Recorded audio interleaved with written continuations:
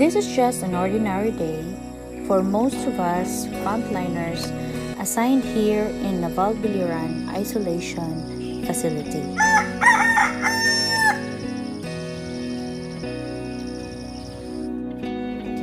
But for the most of our COVID-19 positive patients, every day seems a struggle. In counting the days was even more longer, and taking time dealing with each anxiety and fear was an everyday battle of uncertainty. Now I will give you a little tour of what it really looks like inside our facility, wherein it is used to be our evacuation center located at Dapdap Agpangi, Naval Biliran.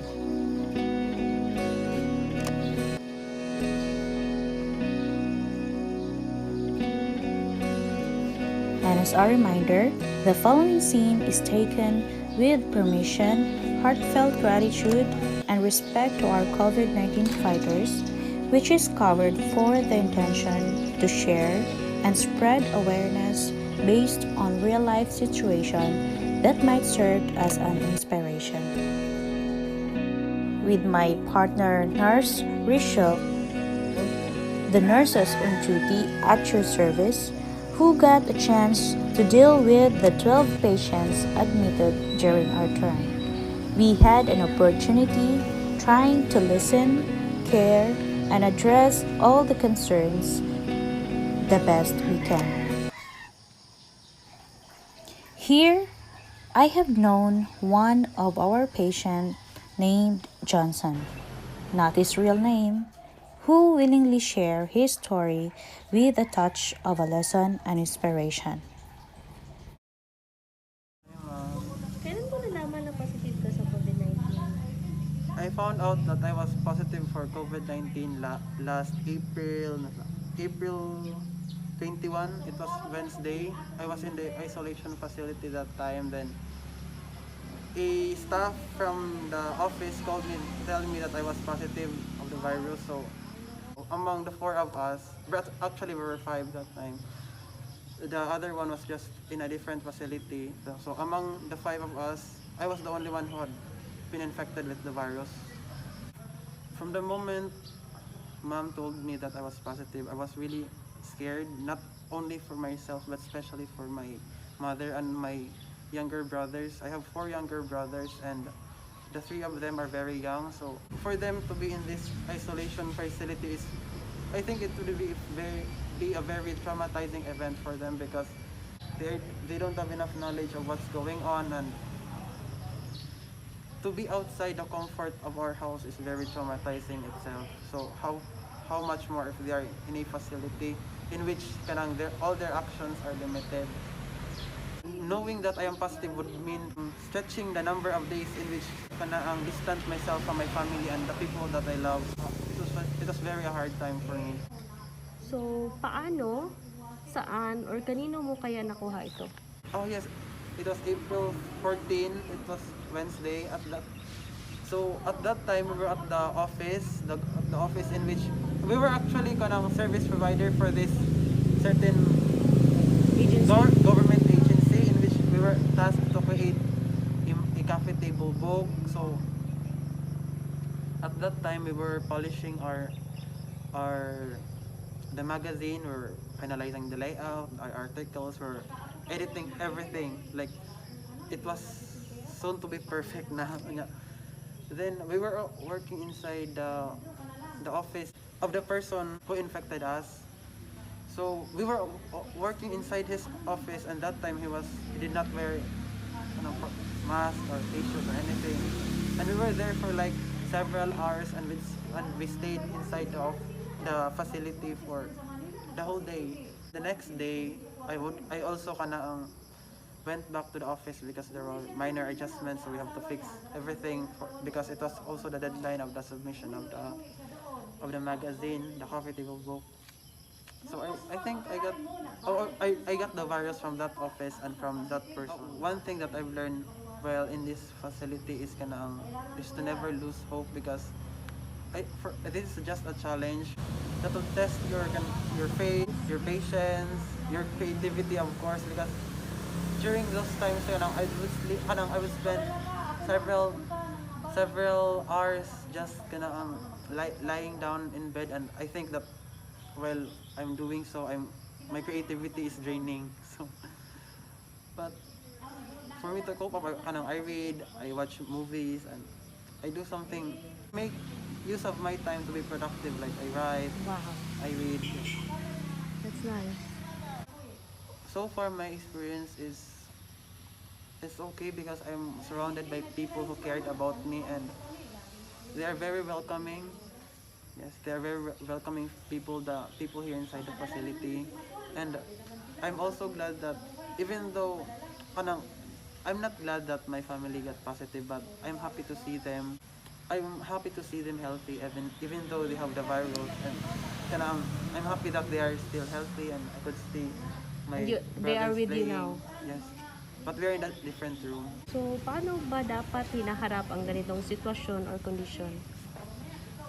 I think an individual should face this situation with positivity and braveness, because an individual should be still positive, should remain positive in his outlooks in life and in everything, because this is just a challenge, because this is not the end, of course.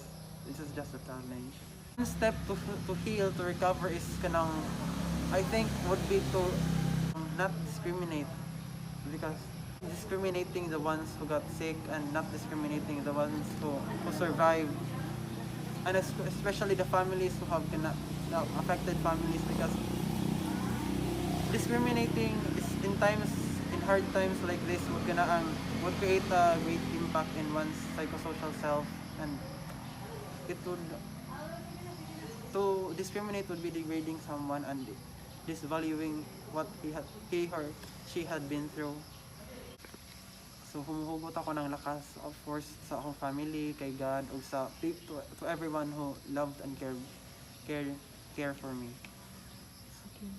So, any shout out that you wanna share to the world?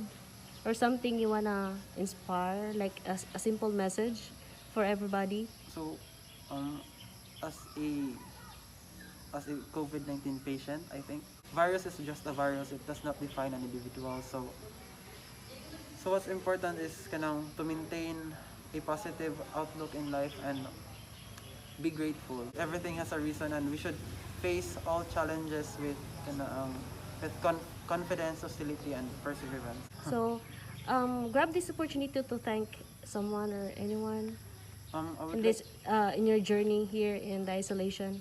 So I would thank the people who had really cared about me, my closest friends, Diana, Kuya Joshua, the ones I got, my workmates, especially the Philip application, my family, of course, my father, my mother, my younger brothers, and to my teachers, especially Ma'am Hannah and Ma'am Jenny.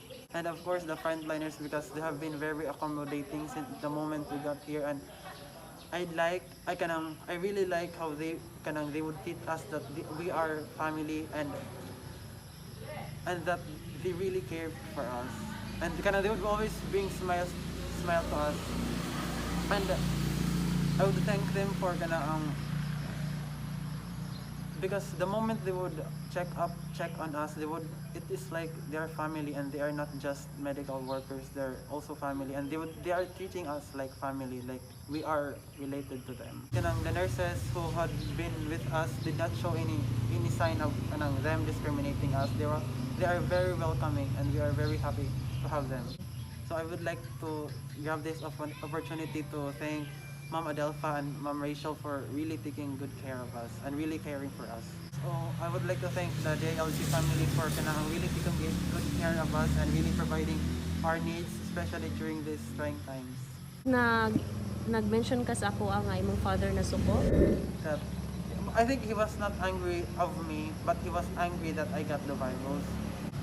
Okay. Because knowing that I have 3 younger brothers, and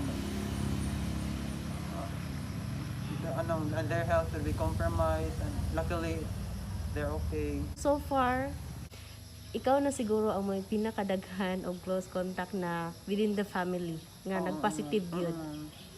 So that's why your story is very interesting. So unsa may imong kuan ato reaction?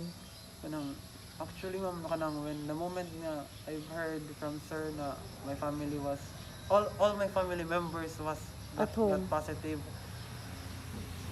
I was really shocked. Yung wrong, I was also saddened by the situation. Okay, knowing I have three small brothers, and it would be a very traumatizing event for them because they don't know what situation they are in and what they might do. Pero right now, okay na imong father. Nakalma na siya. Oo ma'am, okay. Ay baka kasi that time denial siya in the state of lalo na wala siya. May, Diba? yes. Pero may communication mo Yes ma'am. sa father nimo na manawag sad siya sa imo. Yes ma'am. I think that would be all. Sure ma'am, sige ma'am. So, thank you kayo, Son. Yes ma'am, I It also is such enjoyed the a moment. pleasure good na naagyoy at last someone nga very open and willing enough to share. Kada bang wala kahaglukan nga manon to everybody nga ikaw is one of a COVID positive patient. Ana. But luckily, at least wala ka naman symptoms. Oh, wala ma'am. Okay, very good. So, still continue to pray. Yes ma'am. Oo. Since your journey has just begun. Lagi ma'am. Every day is a blessing. Yes ma'am. So, be thankful. Be grateful. Yes ma'am. Okay? So, thank you. I hope na gihapon na marag it's part of psychosocial intervention namo Oo. sa imuhan. Lalo na ka because ikaw ang una, it might be nga there's something in you pa nga you're guilty about, na konsensya ka para sa imong family. Ma'am, Nabay na na. the moment I got positive for COVID-19 kanang kung na-consensya ato na time na kanang that kanang maapektalan ang kanang my family, my brothers would be affected as well of my situation. So, it was Kaya really- nga. Pero karon so far, okay naman. Yes. Na-accept na Knowing nila. that they're okay, kanang it is my self-good. Oo. Knowing Don't that be they're guilty because who would have thought nga nakakaan nga virus, di ba? Wala man ta magdahom, and anyway, wala man ni nato gigusto, di ba? okay. Yes, ma'am. And it's a blessing in disguise. I know you, you know me, Yes, ma'am. di ba? Natay mga opportunity nga namalaan karon. No? Thank you for my thank you, pleasure good good ma'am. of knowing you.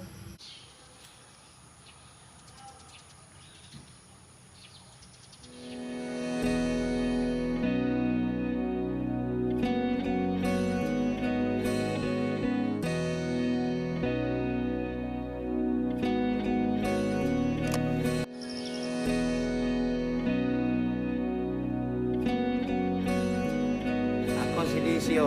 Ako ay patuloy lumalaban para sa bayan.